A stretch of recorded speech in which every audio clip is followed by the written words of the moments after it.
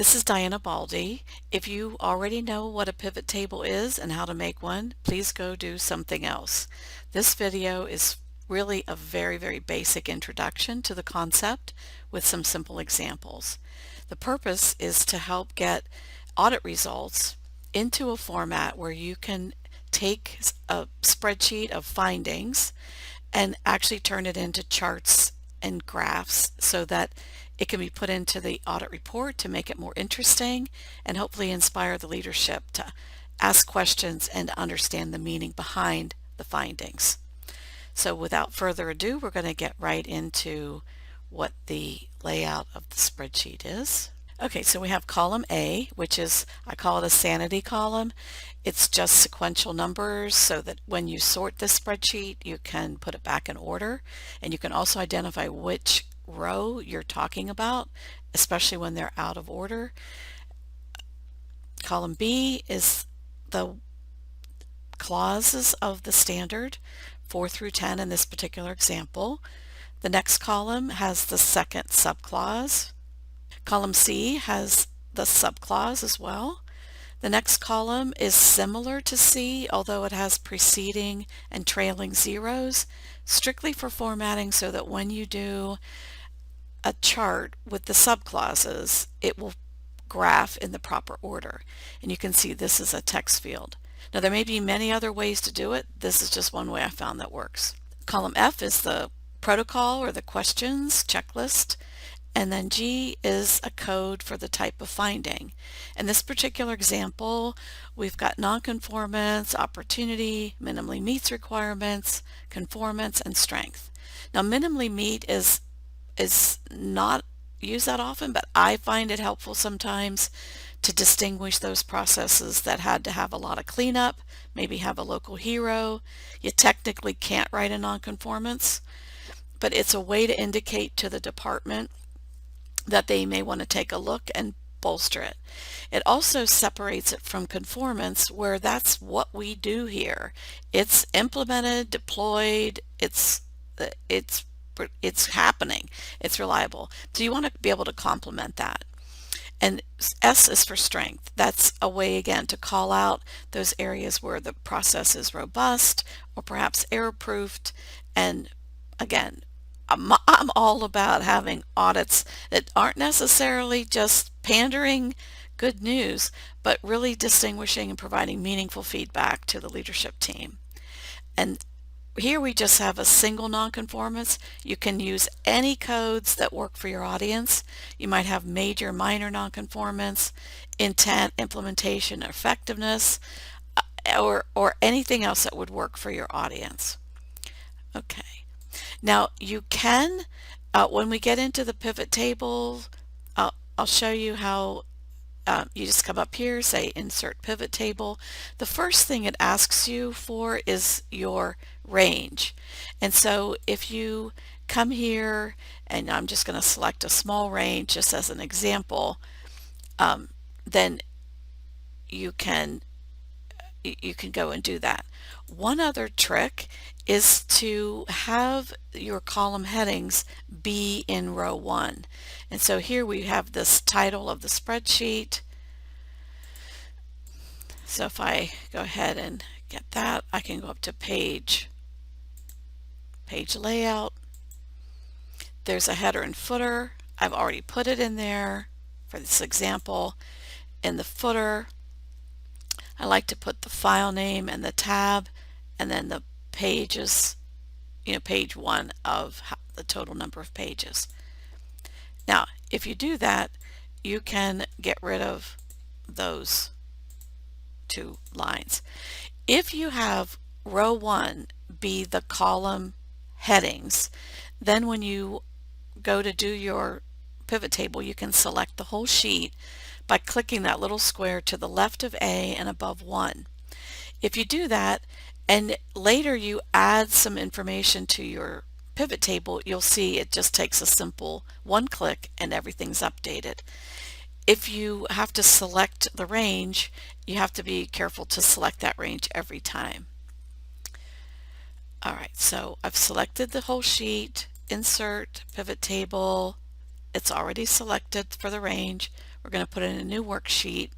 Say OK. Now you get the pivot table on the left and you get the pivot table fields on the right. The fields are the column headings in the order that they appear in the spreadsheet, and you'll have the filters, which we won't talk about today, but it's great. Then you have rows, columns, and values. And so I'm going to just take the main sections or main clauses, put them down here, and then take that over here for the value. Now this is just to do a quick check of the number of questions for each section. These numbers seem awful high. I don't have that many in my audit protocol. So you come down here and you see, oh, it defaulted to some. What I really want, go to the value field settings, I want to count. Now that looks like what we have. So I'm going to go ahead and insert a pivot chart, which shows the number of questions for each of the clauses of the standard. Right? We don't need the blank. Okay, that's how easy it is. Now I'm going to go ahead and put this in a new sheet. Okay, now we come back here, say, well, I'd like to know about my sub clauses. How do we do on that? So I just drag it down, and suddenly the chart also shows, again, your main sections are at the bottom, and then the sub-clauses are in order. And this would be if I'm auditing an audit program, I take a look at the protocol just to see if we're, hammering a certain part and perhaps neglecting other parts of the requirements. It's a quick look. Now what we're going to talk about next, though, is the charts that we had in the presentation. And so I'm going to select the sheet, go to my pivot table. Here is where we had the type. And it went to count of the type.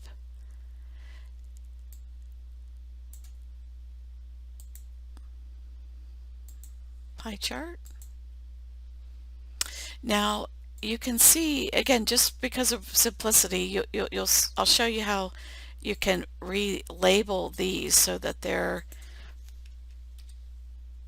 understandable to your audience. You have just one code in there to make it easy for the auditors, but once you are going to start putting this information out for others, you want to be able to decode everything for the folks. But you can come here and say the normal report is really just nonconformances and opportunities. And of course we would change the colors so that the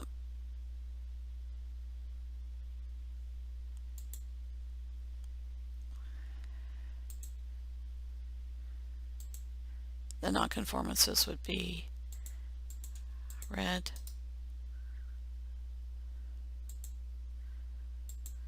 and the opportunities be yellow. And if we wanted to show the middle chart, we would include the minimally meet, conformance, and strength. And of course we would color code them as well, right? These stayed, but the conformance we would make green. This we would make boring color. So you could see, again, these are the minimally meet ones in this particular example. Now, a lot of times if we don't talk about this in our report, the leadership team thinks it must be fine.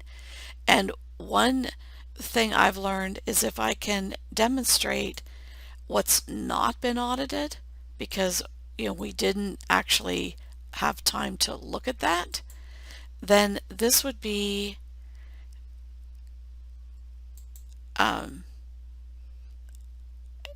this makes it obvious that we didn't look at what 80 some percent of the criteria, and it's an extreme example, but it's just to get the point across.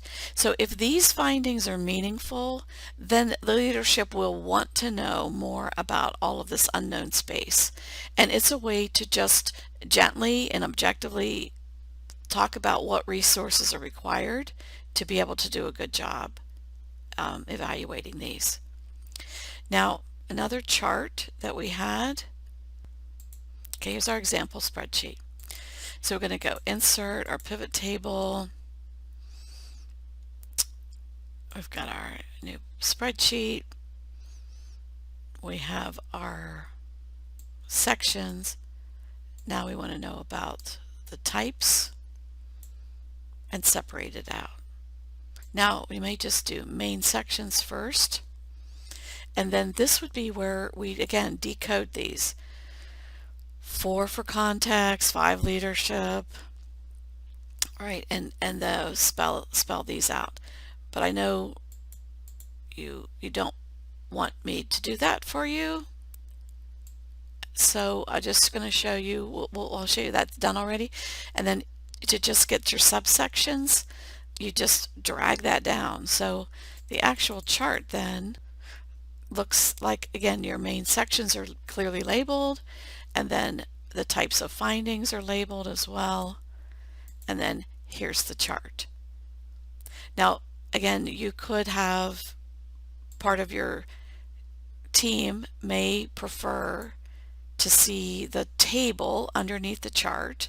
So if they like the table, it's here. If you like the chart, this is our wonderful inspiring audit results. This would be the count of the findings.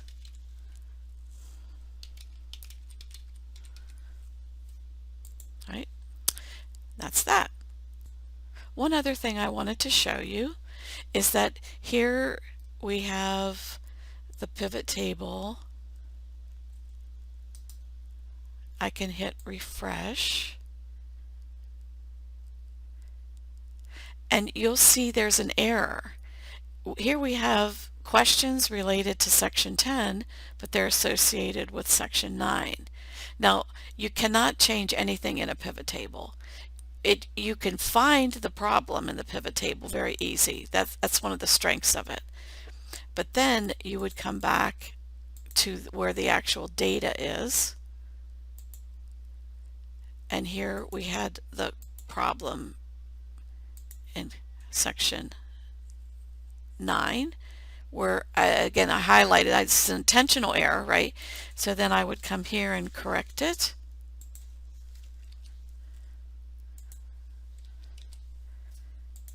Then we would come back to the pivot table. If you click anywhere here, right click it, hit refresh, it'll show that we've corrected it here. So those are the basics of doing a pivot table. You want to have, and there's actually a handout that's attached in the blog. So if you just want a quick reminder of how to do this and not listen to the full video, that's totally fine. And I hope that this is helpful. It opens the door for you because there's a million uses for pivot tables.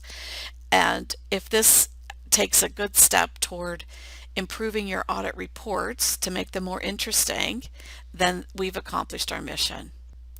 If you have trouble with your spreadsheet and you want to do a screen share and work it out, just contact me. This is how, I know it's strange, but this is a way I have fun.